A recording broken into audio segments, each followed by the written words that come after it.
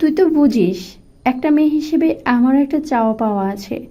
তোর ভাই সেই কবে থেকে বিদেশে পড়ে আছে। দেখ, তোর তো মোবাইল কিনতে টাকার দরকার, আমি দেব। শুধু আমি যা বলি সেটা কর আমার সাথে। তুমি কি করতে চাইছো সেটা তো বলবা। আর তুমি আমার কাছে আসছো কেন? গায়ে হাত দিচ্ছ কেন? তুই বুঝতে পারছিস না আমি কি চাই? তোর আদর চাই আমি। প্লিজ, আমাকে একটু আদর কর। আমি কয়েক বছর যাবৎ শারীরিক ক্ষুধার্ত। কিন্তু ভাবি, এসব করা কি ঠিক হবে? তাছাড়া কেউ যদি জানতে পারে তখন কি হবে?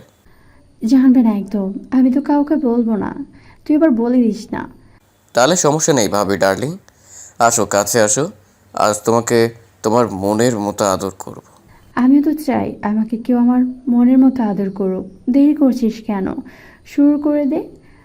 আমার আমার আর ধৈর্য মানছে না নীরব। তোমার শাড়ি খোলো ভাবি। আমার শাড়ি আমি কেন খুলবো? তুই খুলে নে, তাহলে আমার মজা আরেকটু বেশি লাগবে।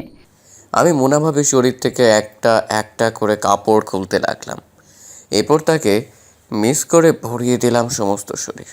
এ শালা, চুম্মা চারটি রাগ আর ঢুকা। ভাবে এমন করছো কেন? আগে একটু আদর তো করতে দাও। আগে ঝুঁকিয়ে তারপর চুমো দে। ওকে ভাবি, তুমি যেভাবে বলবে ঠিক সেইভাবেই হবে। এরপর আমি আমার আসল কাজটা করা শুরু করে দিলাম। এই শালা, জোরে দে। এত আস্তে করলে আমার হয়? জোরে কর। ভাবি, এইটাই আমার ফার্স্ট টাইম। এর আগে আমি কখনো এই সমস্ত করি নাই, তাই মনে হচ্ছে বেশি সময় পারবো না। কেন, তোর কোনো গার্লফ্রেন্ড নাই? না ভাবি, আমার গার্লফ্রেন্ড নেই। ও আচ্ছা, সমস্যা নেই, প্রথমবার তো তাই তোকে ছাড় দিলাম। কিন্তু এরপরের বার ঠিকঠাক মতো যদি না পারিস তাহলে তোর যন্ত্র কিন্তু আমি কেটে নেব। অকেজো যন্ত্র রেখে লাভ কি? ভাবি, তুমি তো হেভি ডেঞ্জারাস আছো। আমার মেশিন কেটে ফেললে বিয়ে করব কি করে? চিন্তা করো না, প্রথমবার পারিনি তো কি হয়েছে, দ্বিতীয়বার ঠিকই পারবো। সত্যি তো? পাক্কা পারবো আমি। ভাবি, আর পারছি না, আমি শেষ। হয়েছে, বুঝেছি তোমার দম কতটা। শালার ঢেঁড়স একটা। আরে ভাবি, রাগ করো না, আবার হবে বললাম তো। এত ধৈর্য হারা হলে চলে? ভাবি, এরপর যদি তোমাকে আমি খুশি করতে পারি তাহলে আমি তোমার কাছে একটা জিনিস চাইবো, দেবে আমাকে? আগে তো খুশি কর, তারপর ভেবে দেখব দিব কিনা দিব। ওকে। দ্বিতীয়বার করার পর ভাবি মনে হচ্ছে হেব্বি খুশি। যাক, অবশেষে ভাবিকে খুশি করতে পারলাম। এবার ভাবির কাছ থেকে আমার কাঙ্ক্ষিত জিনিসটা চাইতে হবে। ভাবি আমাকে একটা বাইক কিনে দিবে? তোমাকে তো ভাইয়া প্রতি মাসে অনেক অনেক টাকা পাঠায়। তোর বাইক লাগবে? লাগবে তো।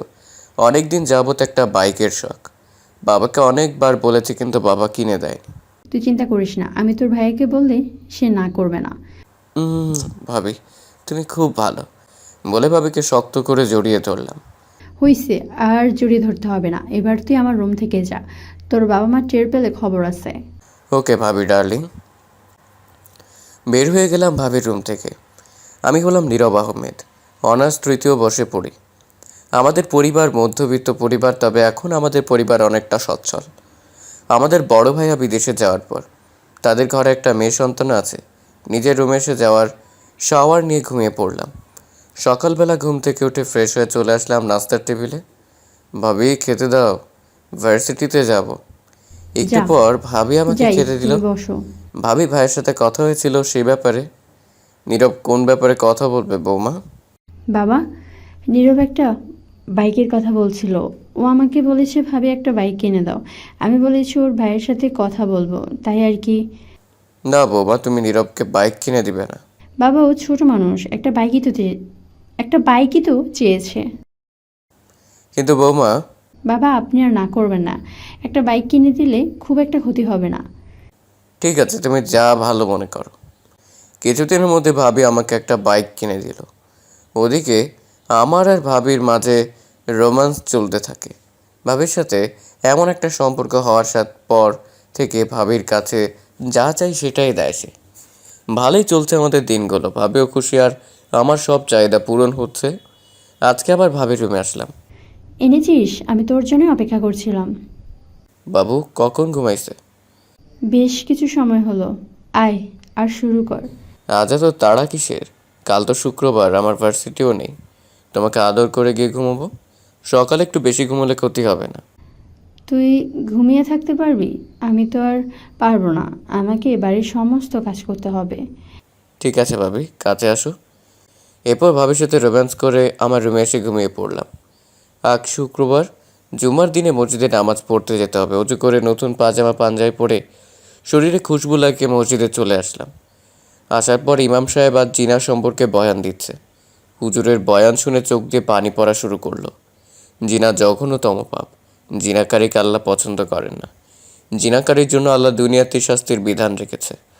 নামাজ শেষ করে আমি ইমাম সাহেবের পাশে বসে পড়লাম। তাকে জিজ্ঞেস করলাম, হুজুর, জিনাকারীকে কি আল্লাহ কখনো মাফ করবে না? জিনার শাস্তির বিধান তো আল্লাহ পৃথিবীতে দিয়েছেন।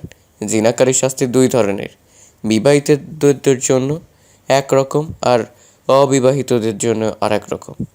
বিবাহিতদের শাস্তির বিধান হলো পাথর নিক্ষেপ করে মেরে ফেলা, আর অবিবাহিতদের শাস্তি হলো একটি বেত্রাঘাত করা। আল্লাহর কাছে ক্ষমা চাইলে কি সে বান্দাকে মাফ করবে না? সেটা মহান আল্লাহই বলতে পারেন। তবে মন থেকে তওবা করে পথ থেকে ফিরে আসলে হয়তো মাফ করতেও পারেন। মনের মাঝে অনুশোচনা আগুন জ্বলছে। কি করে এত বড় পাপে নিজেকে জড়ালাম? আল্লাহ আমাকে ক্ষমা করবে তো? এইসব ভাবতে ভাবতে চলে আসলাম বাসায়। আজ আর সারাদিনে ভাবির সাথে কথা হয়নি। রাতের বেলা ভাবি ফোন করে তার রুমে ডাকছে। এবার ভাবিকে বোঝাতে হবে এই সমস্ত করা পাপ। ভাবির রুমে এসে পাশে বসে ভাবিকে ইমাম সাহেবের বলা সব কথাগুলো বললাম।